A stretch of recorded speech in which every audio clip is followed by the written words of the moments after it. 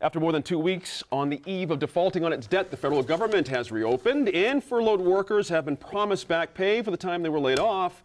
The debt ceiling has been raised through February 7th, but lawmakers didn't resolve any of their long-standing divides on fiscal policy, not even close. So the same issues will be debated in the coming months. The turmoil has highlighted yet again the precariousness of New Mexico's economy, if you think about it. So will this change anything? Rob, let me start with you. I like the piece you did this past week before this got solved about, I forget the actual title, but how do we get off the federal dole, basically? How to make New Mexico less vulnerable to shutdown. Here's my question. Now that we came to the edge, so to speak, here in New Mexico and looked down, do you predict any marked change in people's attitudes about this? Because that meme that we need to get off the federal government, that's been around for a long time. Was this the thing to really push it across the line here? I don't know if it'll push it across the line, but maybe it'll take it a few more inches towards the line. Fair enough. Because Mexico, and we've talked about this, and many people have talked about it, something like 1/3 of New Mexico's economy is tied directly or indirectly to federal spending. So that begs the question, what do we do to make sure that we have a more diversified economy? Sure. You had some quotes from some folks out there who talked about everything from taxes to business-friendly stuff. Stuff fairly not your fault for just reporting their quotes. We've heard a lot of that before, Sophie. And I guess this is an era we're coming up and it's like, okay, so then what? This is similar to the subject we just took on with educating our kids. What's going to be waiting for them down the road? What kind of jobs? What do those look like? If they're not federal jobs, what are our strengths? These are the conversations we need to start having. I think one of the tremendous challenges for us in New Mexico is that when you look around the marketplace, one of the most stable customers, this most recent period aside, actually is the federal government. And when you look at the contractors, and I wanted to make this point, you in your intro, you said, the furloughed workers will be paid. And that's not entirely true, is it? Because the furloughed federal workers will be paid, but the many contractors, and this isn't, of course, counting the Sandia and Landell contractors who never went on furlough, but we've outsourced an awful lot of federal work to contractors who will not be paid and who were furloughed. And so, but we look around the marketplace here in New Mexico, who's our best customer? It's the federal government or contractors to the federal government, like Honeywell, like URS Corp. We've got these big companies who are doing business here, and then they're doing business with the government. And so it would be surprising if business here, startups, weren't looking, again, to the government to pay the bills. I would agree with that. And Laura, the reason I agree with that is if you think about those companies you just named, it is difficult to find in any state right now companies that can hire in lots of 100, 150, 250, 350, as opposed to the chase we do with mom and pops that hire at 1, 2, 3, 4, 5 at a time.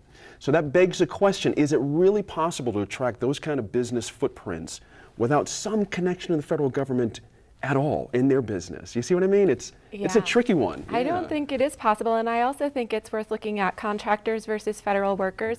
You have a federal worker who has a stable job, they're making good money, they have health insurance, they have retirement, they are the homeowners, they are the people buying new cars and vehicles, they are paying taxes, and I think that gets overlooked when people start sort of screaming about the federal government.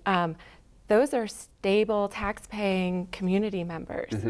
Do we really want, I think... Do we want to cut that back as much as we say we do? Right, and I would say that maybe those contract workers aren't as stable jobs. You might make more salary as a contract worker than a federal employee, but with a federal employee, you have a great deal of job security.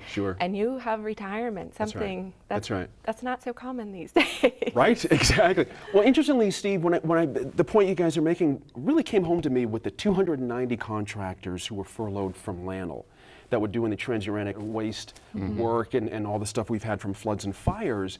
And I kept thinking, well, what is the impact of that? That's an awful lot of contractors. When you're talking about northern New Mexico and specifically around Los Alamos, I don't know how you make up for that. That's a very interesting thing.